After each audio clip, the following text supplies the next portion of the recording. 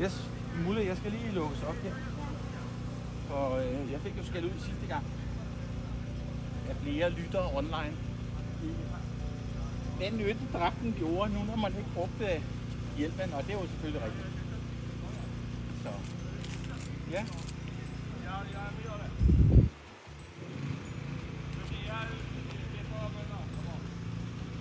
Desværre er jeg ikke helt herovre, hvad min nabo laver. Det larmer lidt.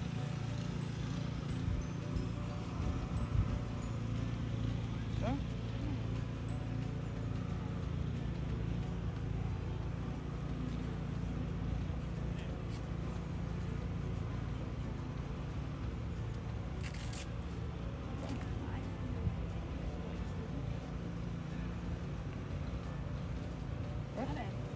Så er vi klar. Så skal vi Yes.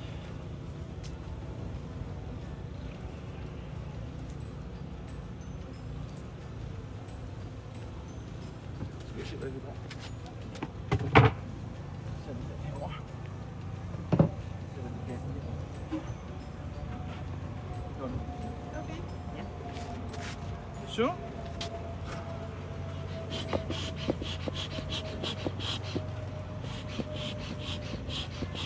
Den er ved at gå ud. Så skal vi lige have gang med det.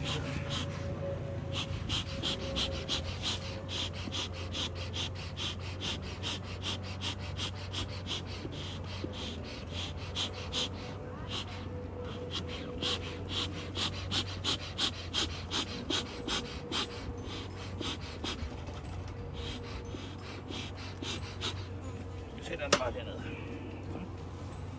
Jeg skulle lige have den her. Skal du ikke have handsker på? Nej. Okay.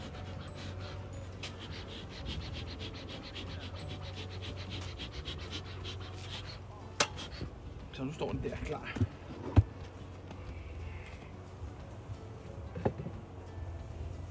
Så. Skal vi lige løfte af her og se, hvad der sker nu? Det er godt. Vent lidt. Ja. Sådan. Wow. Hold da op. De er flyttet ind. Ja, der er gang i den der. Ja, det er perfekt. Det er godt. Good. Så skal vi have den her kasse af. Og det skal vi jo helt ned til bilen. Ja, men jeg tror, du kan tage det ude i siden. Der er ligesom håndtag. Ja, men når den er løsnet. Så. Der. Ja, men filteret sidder fast i bunden. Lad os se. Ej. Prøv lige at se. Ja. Det ser godt ud. Mhm. Der er mange biler. Nu skal vi jo... Vi skal lige have de der håndtag på herovre. Ja, vi skal huske, at vi skal lede efter dronningen. Ja. Og hun kan selvfølgelig også... Hun kan ikke være oppe for oven. Nej. Hun kan ikke komme igennem Nej. her. Så. Ja. Yes. Nej, hvor ser det fint ud. Så. Der er gang inde der. Ja. Ja, og det sidder selvfølgelig fast. Yes. Hvad Så. gør du med det? Så. Nå, men så bliver det lige fast. Ja. Det ser fint ud. Ingen handsker. Skal jeg give dem lidt røg? Ja, giv dem bare lidt. Endelig, du skal bare tage det ned i... Men bare stille og roligt her ovenpå. Yes. Nedad med den. Sådan her. Prøv at se den bil, der sidder der. Ja. Er det ikke sådan en af de store? Jo. Sådan her. Ja, væk med dig. Den flytter sig nu. Yes. Ja. Så kan vi lige få lidt her. Nej. Yes. Men lad os se her. Hvad tror vi, det er ude i siden af honning? Ja. Tror jeg.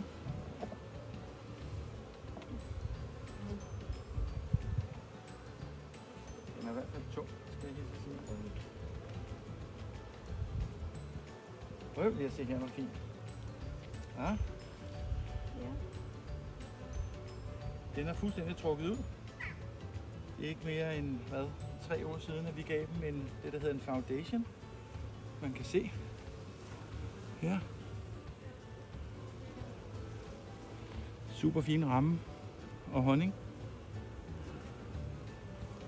Meget, meget fint.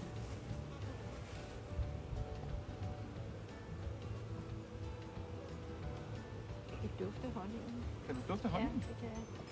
Kan du ikke dufte? Nej, synes jeg ikke helt, jeg kan. Øj, den er endnu tungere, den her. Der har, kan du se, fodbolden i midten. Yngel. Prøv at se der. Er de der bier ikke meget store? Jo, Hvad laver de der? det kan også være droner. Okay. Men ja, de ser lidt store ud. Ja. Men de får lov at være der, kan du se. Ja. Så store synes jeg ikke, de har set ud før. Nej, men nu må vi jo spørge nogle eksperter, hvorfor vi har sådan nogle store. Ja. Kan du lige tage dem tæt på kameraet? Vi skal stadigvæk finde dronningen. Ja. Ja. Skal vi se. Vi har i midten her, hvis Lotte hun kommer og peger. Og jeg tror, det er droner. Kæmpe store nogen. Fluffy bier, de er lige i midten. Der er en der i hvert fald. Den der. Der er mange. Og den der er her. Ja. Og der er der en. Den der. Ja. Så.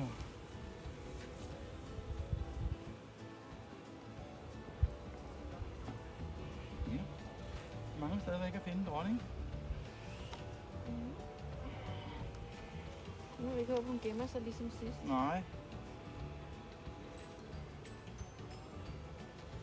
Så har vi igen en masse droner. Og det er jo fint, at de er begyndt at lægge æg ude i højre side af. Det er ret, at der er mange bier, der er store. Og så må de jo blive til her jo. Altså ellers Det gør de. så vil det jo ikke... Det gør de. Ja.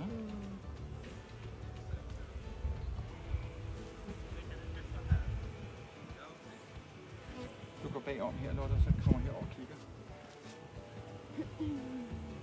Ind i hullet, så kan du se larver ind i hullet. Ja, du ser larver. Nej, jeg synes, jeg kan se det der gelé. Nå jo, der er en larve der. Men typisk så er der honning ude i kanten rundt.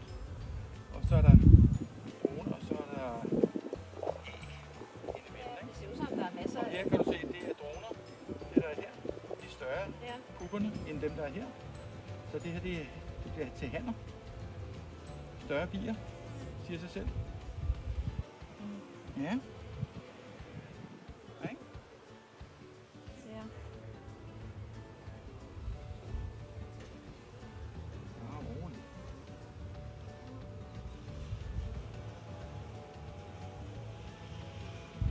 De sidder rigtig godt fast.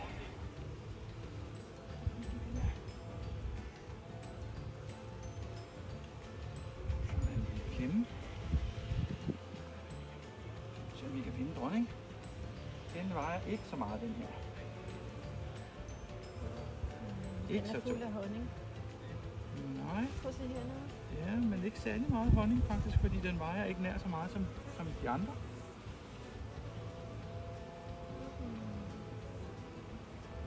Der er også nogle af de der store her. Jeg tror også bare, det er droner.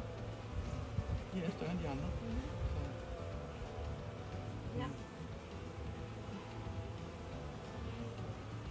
Så der, nede ved mit lillefinger, der kravler nogen rundt her. Jeg kan prøve at zoome ind her lidt til kameraet. Hvor fint det ser ud. På denne her ramme har vi det hele. Man kan se bier, der er inde at rense. Man kan se droner, der ikke er kommet ud. Og der er lidt honning, som Lotte siger, oppe i toppen. Det er super fint.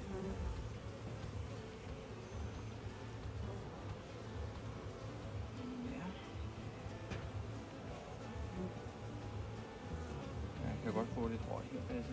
Ja. Så de kommer lidt væk. Derop og give dem lidt her. Ja. Yes. Så forsvinder de. Sådan her. Det er fint, ja. Sådan. Yes. Heller ikke så tung, dem her.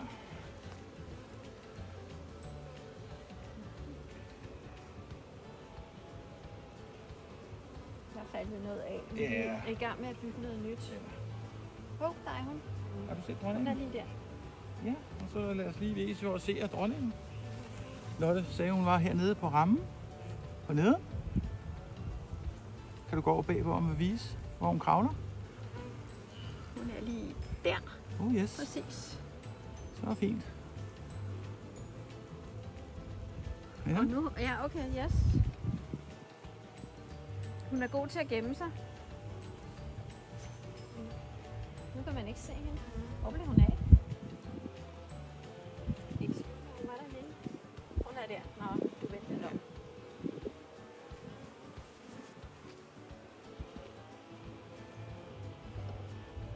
Dejligt at se, at der er så mange bier. Jeg må se alle dem, der sidder derovre. Men der er rigtig, rigtig mange bier. Men det har vi også brug for, når de skal lave Ja, honning. det har vi. Og her der er næsten ikke noget honning. Der er der honning hernede. Ja, men du kigger her. Så er det her område her. Nu står du, hvis du går over på den anden side, så kan du se her, at hvis du kigger ind i hullerne, du kigger ind her, så er der larver inde i bunden. Ja. Ja, ikke? Yes, det kan Og jeg de godt. bliver fodret i jelly, som er blankt.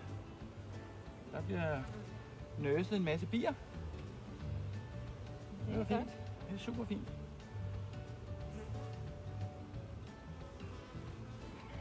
Som I nok lægger mærke til, så er det jo søde og rare bier. Der er ikke noget her. Gør ingenting. Og skubber lidt til dem her, så Ja, passer du de har sig ikke til. engang handsker på. Nej, den er lidt tung. Der er lidt tårning på den. Igen.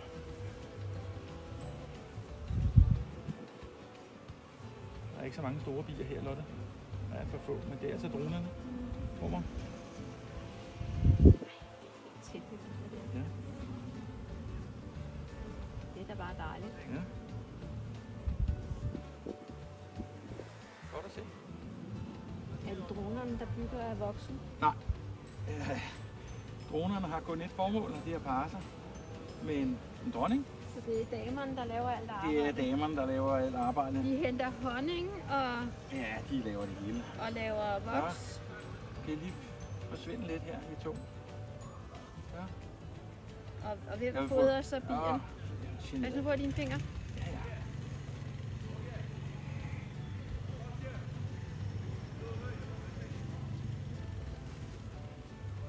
Super fin ramme.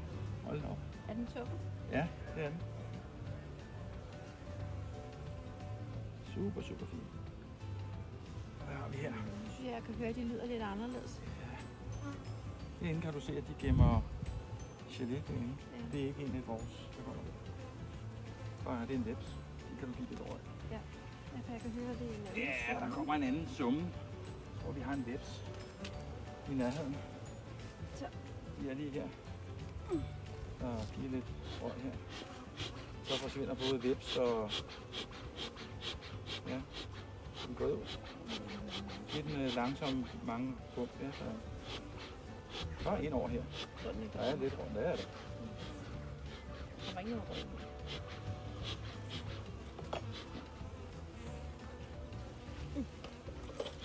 Ja, nu kommer han med. Ja, okay. Du er eksperten. Nu forsvandt den der webside, hvad der var. Der er ikke meget gang i den.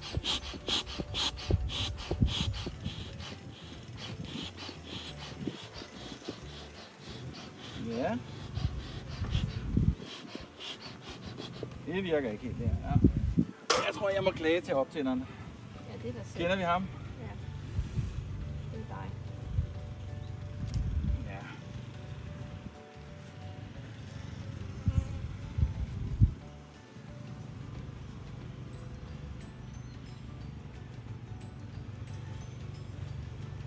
Oj. Der er mange bier her. Og alt det bløde derinde, det er altså nektar, de laver. Ja. Men alle dem, der er lukket til, der er vel Der er larver larver og larver inde i dem her. Ja. Ja, ikke? Og så når de åbner til larverne, så er de kommet længere hen, så de skal Ja. fodres. Men du kan se forskel, der er meget mere blødt på den her. Det vil secret, som det kaldes, der bliver gemt her. Mm-hmm. Ikke? Og ikke mange babyer Der er på den ikke her ramme. nogen store bier på den Og ikke, her. ingen babyer på den her ramme her, nej.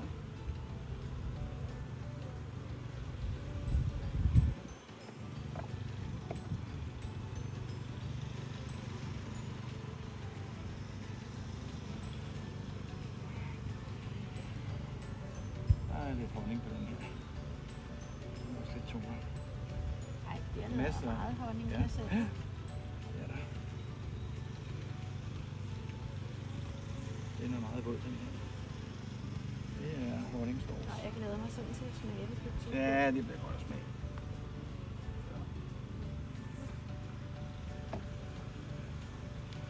Så.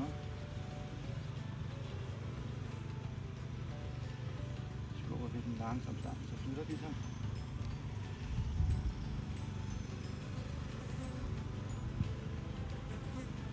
Ja.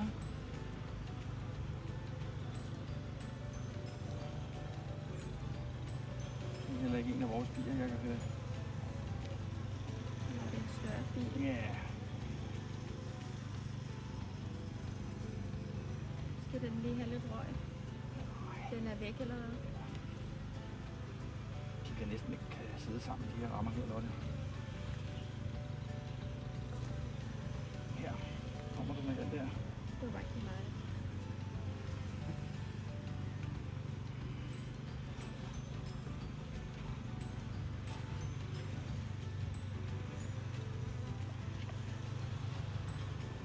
Jeg forstår ikke. Det gør jeg. De forsvinder. Hallo, ikke mere. Du får lige lidt bier også. Ja, ja. Ja.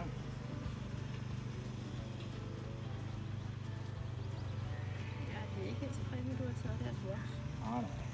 Nå. Ja. Jeg kan mærke, de summer. Ja.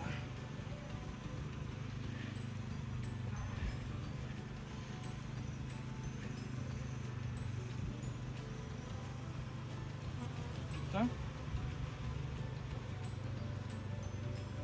Hold da op, det var en ordentlig. Ja.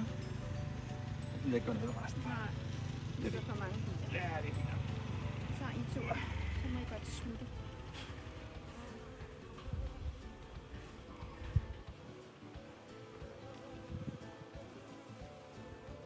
Ja. Der er mange bier der. Ja, det er der. Det er så fint at se, at de har lavet de her rammer. Ja, det er faktisk gået hurtigt.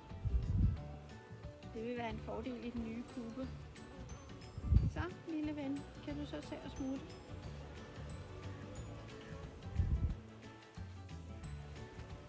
Og det er lige før. Prøv at se, hvor mange der sidder på der. De flyder over rammen. Ja, ja, du må bare sætte den forsigtigt ned. Hold da op. Ja, Det er hvis helt man kan vildt. se. De flyder helt ud over. Ja.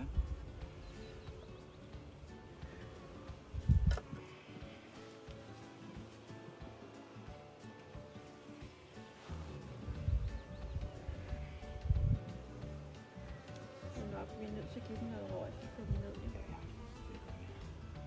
Så, det var fint.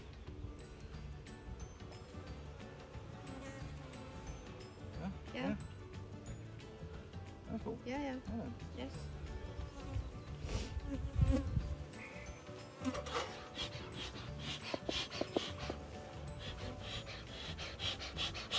Ja, men der er ikke gang i den her. Det må du klage over, så. Har du dine tænder med? Hvis du henter lighteren, så kan vi tænde den igen, ja. Ja, den ligger herinde. Ja. Vi skal prøve at se, hvad der kommer først. Om det er Lotte eller mig.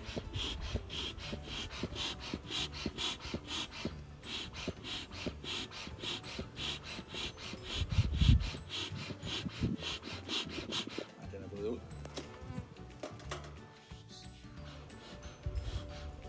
Ja, den er faktisk gået ud.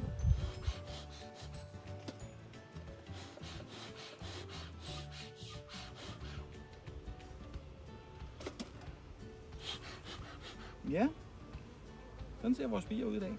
Dejligt. Super, super dejligt mange bier. Det er jo rigtig dejligt at se, at der er så mange.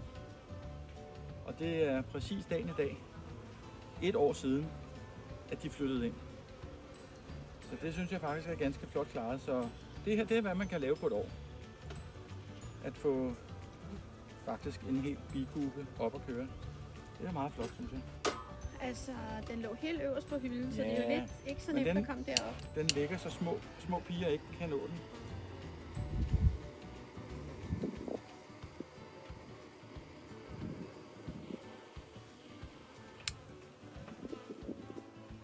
En flammekaster.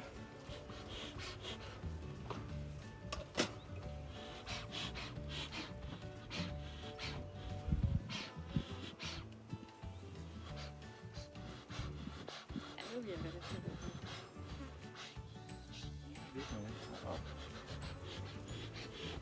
Ja, du skal også have den ligge over på den anden side.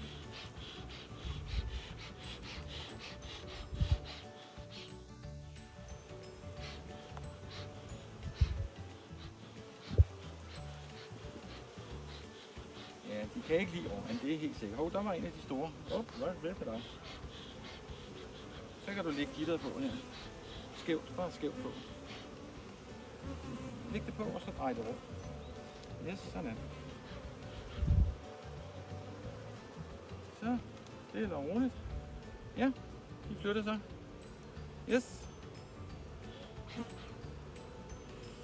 Perfekt. Ja. De summer altså ret meget Ja, nu. de kan ikke lide, at vi lægger over. Det kan de altså ikke. Ikke hvad de har lavet her. Det kan de lave for meget af det her ballade her.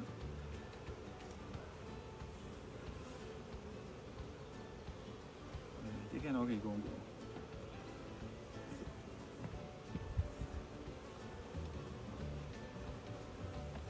Så.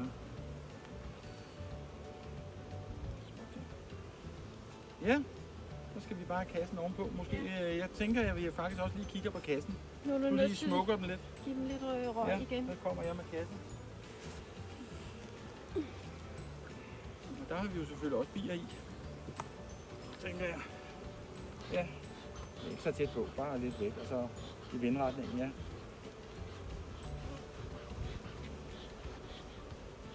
Ja.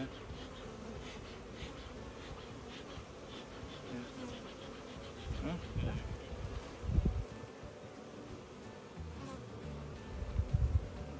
Okay.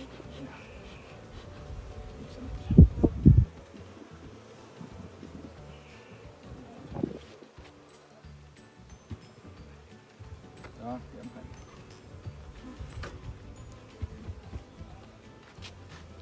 Ja, det er det omkring. Det ser fint ud. Skal vi kigge på dem her? Der er sgu en nyre. Jeg tænker, vi skal kigge på dem her også.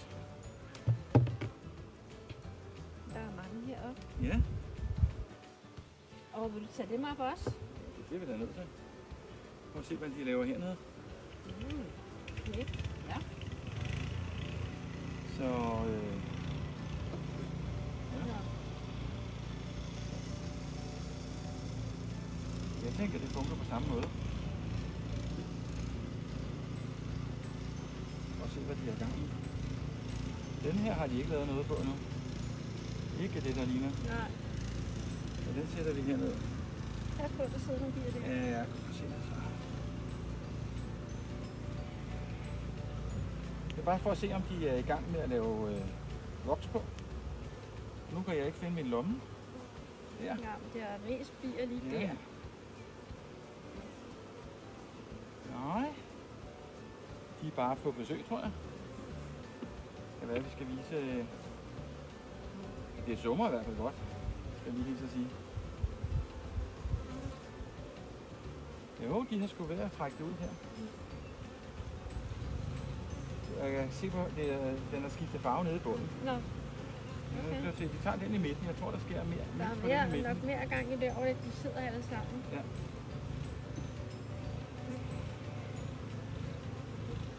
Ja, man kan se på farveskiftet, at der sker noget. Vi er ved at præparere dem ned i der. Ja, okay.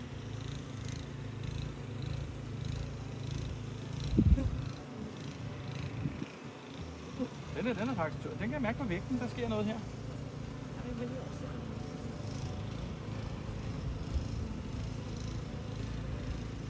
Vi giver lige vores seere et kig.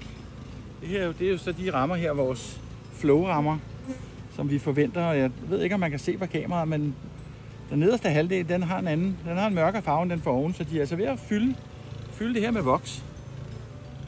Og det er de her specielle rammer, man tømmer honningen ud af, uden at skulle åbne kassen. Det får I se senere. Åbne om en måned eller 2. Ja, nok snart 2. Må jeg lige prøve at se? Ja. Men du kan jo se, at der er et farveskifte her fra ned. Der er den mørkere. Jo, der er pollen derinde, kan jeg se. Der ligger noget pollen, synes jeg. Ja, de er simpelthen ved at lugte. Der er noget orange. De er ved at fikse kuberne. Okay. Yes.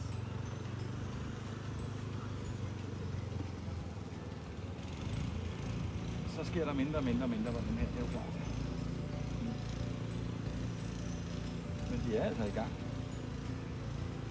Ja, der er også noget inde i dem, kan jeg se noget orange. Så man kan se det på farven. Ja. Så.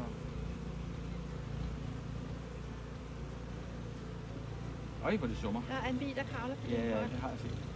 Ja. Ikke sket Der noget sker her. ikke rigtig noget på det.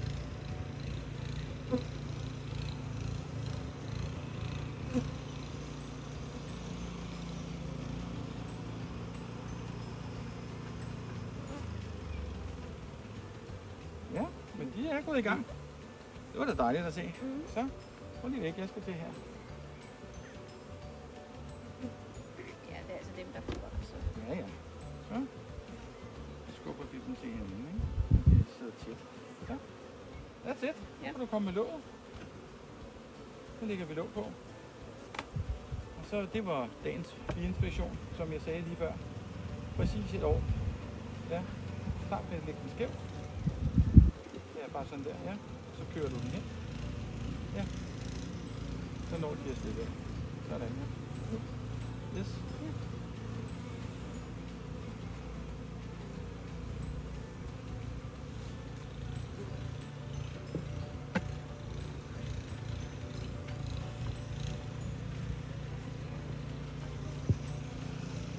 Og ingen insekter.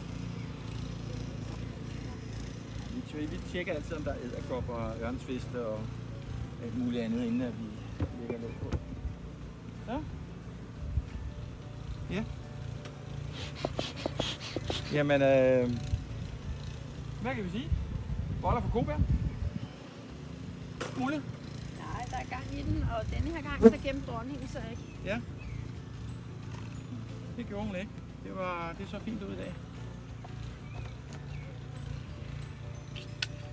Hvad vej skal være denne her? Du har et hak, der skal bagud.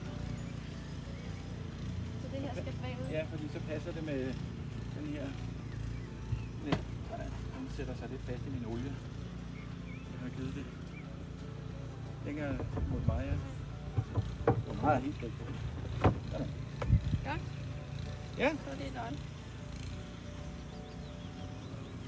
Be out. Be safe.